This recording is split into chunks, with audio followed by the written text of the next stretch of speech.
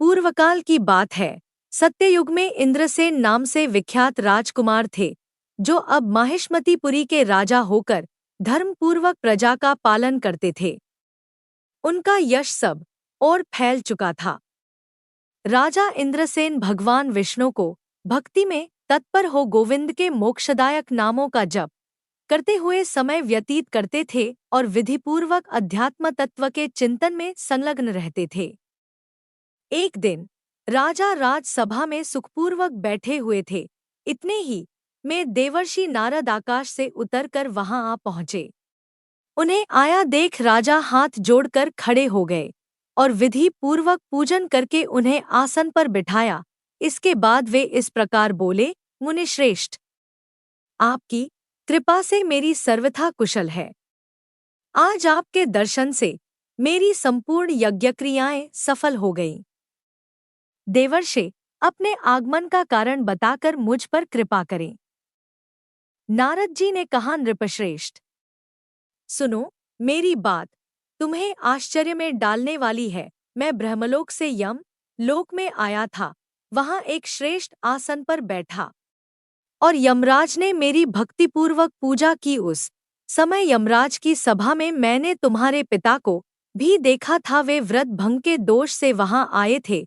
राजन, उन्होंने तुमसे कहने के लिए एक संदेश दिया है, उसे सुनो। उन्होंने कहा है, बेटा, मुझे इंदिरा के व्रत का पुण्य देकर स्वर्ग में भेजो। उनका यह संदेश लेकर मैं तुम्हारे पास आया हूँ। राजन, अपने पिता को स्वर्गलोक की प्राप्ति कराने के लिए इंदिरा एकादशी का व्रत करो। राजा ने पूछा, भगवन, कृपा करके इंदिरा का व्रत बताइए। किस पक्ष में, किस तिथि को और किस विधि से उसका व्रत करना चाहिए। राजेंद्र, सुनो, मैं तुम्हें इस सर्वथा कुशल व्रत की शुभ कारक विधि बतलाता हूँ। आश्विन मास के कृष्ण पक्ष में दशमी के उत्तम दिन को श्रद्धायुक्त चित्त से प्रातःकाल स्नान करे। फिर मध्याह्नकाल में स्नान कर एकाग्र चित्त हो एक समय भोजन करे तथा रात्रि में भूमि पर सोए। रात्रि के अंत में निर्मल प्रभात होने पर एकादशी के दिन दातुन करके मुंह धोए। इसके बाद भक्तिभाव से निप्रांकित मंत्र पढ़ते हुए उपवास का नियम ग्रहण करे। अद्य स्थित्वा निराहारः सर्वभोग विवर्जिता श्वो भोक्षे पुंडरीकाक्ष शरण में भवाच्युत।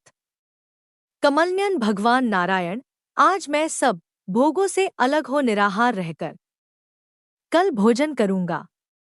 अच्युत, आप मुझे शरण देंगे। इस प्रकार नियम करके मध्याह्नकाल में पितरों की प्रसन्नता के लिए शालग्राम शिला के सम्मुख विधिपूर्वक श्राद्ध करे तथा दक्षिणा से ब्राह्मणों का सत्कार करके उन्हें भोजन करावे। पितरों को दिए हुए अन्नमय पिंड को सूंघकर विद्वान पुरुष गाय को खिला दे। फिर धूप और गंध आदि से भगवान हविकेश का पूजन करके रात्रि में उनके समीप जागरण करे। तत्पश्चात सबेरा होने पर द्वादशी के दिन पुनः भक्तिपूर्वक श्रीहरि की पूजा करे।